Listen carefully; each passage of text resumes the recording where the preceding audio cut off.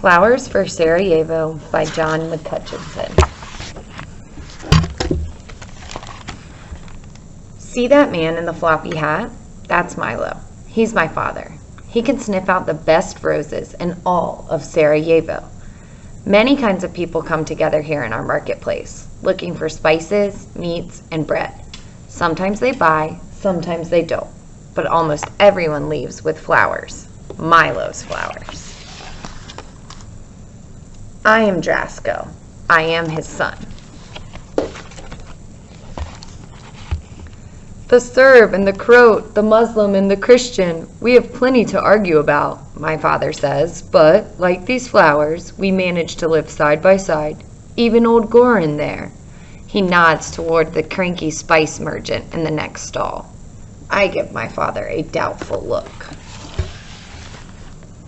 Believe it, Drasko, underneath that thorny hide there beats a beautiful heart. My father slips one of his prized roses into Goran's apron. The old man snorts. I understand giving flowers to little Gertie or poor Mrs. Novak, but to the meanest man in the market? My father is a mystery to me.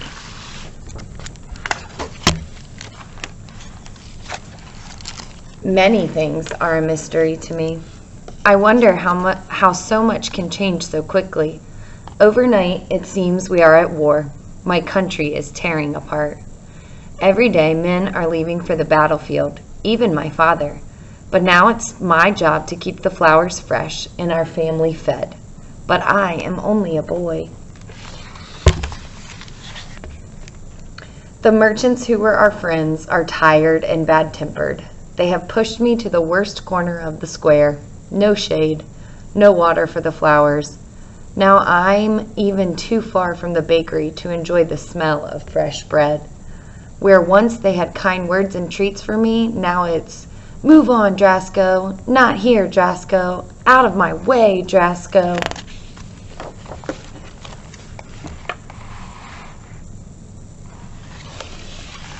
Still, there is one good thing about this spot.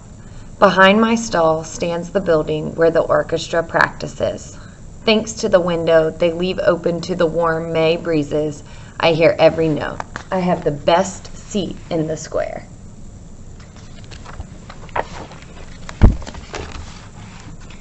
This morning, the orchestra plays music I remember from when I was small. Every evening, my father would put a record on his old phonograph. Some nights he would dance me around the house, laughing. Today, I close my eyes and let the music carry me far away from this crowded, lonely place. The church bells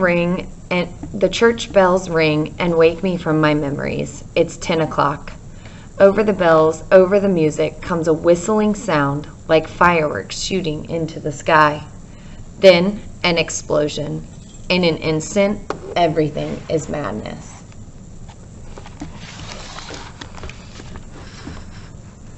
A mortar has hit the bakery where people were lined up for bread. I can hear the shouting, the cries. The door beside me flies open. Orchestra musicians burst from the rehearsal hall and race toward the bakery. I hear the wail of a siren. Everyone around me runs away. I run, too. The next day, the square is strangely still. 22 people were killed. They were just waiting to buy bread. The church bells ring 10 o'clock again. I cringe, remembering that terrible moment. Then the door to the rehearsal hall opens, but this time only one man steps out.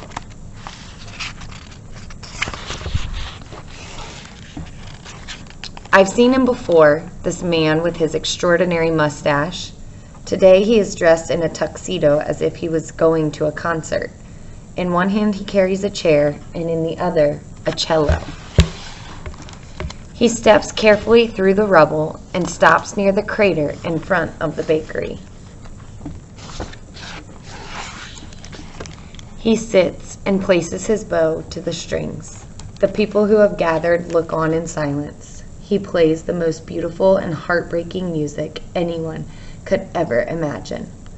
All of us, Serb and Croat, Muslim and Christian, stand side by side listening to a language we all understand. The music stops. No one applauds. No one moves. Without a word, the cellist picks up his chair and disappears into the rehearsal hall. I return to my stall, where an old woman has stopped to buy roses. Please take them, I say. Today they are free.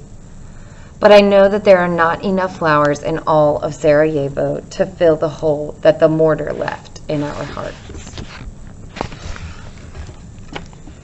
The following day, at exactly 10 o'clock, the cellist plays again.